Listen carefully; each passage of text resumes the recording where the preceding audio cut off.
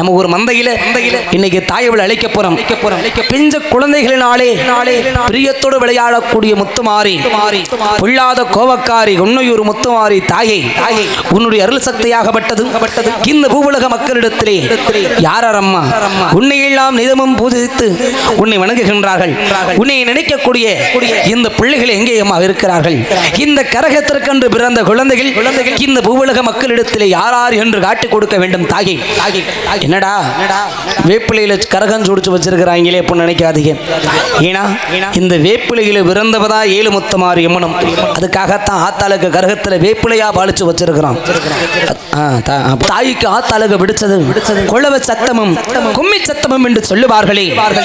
ஒரு தாயவள் தன்னுடைய பிள்ளையை உறங்க வைப்பதற்காக எவ்வாறு தாலாட்டு பாடி அந்த தொட்டில் கட்டி அந்த பிள்ளையை மனங்குளிர வைத்து தூங்க வைக்கிறாளோ அதுபோல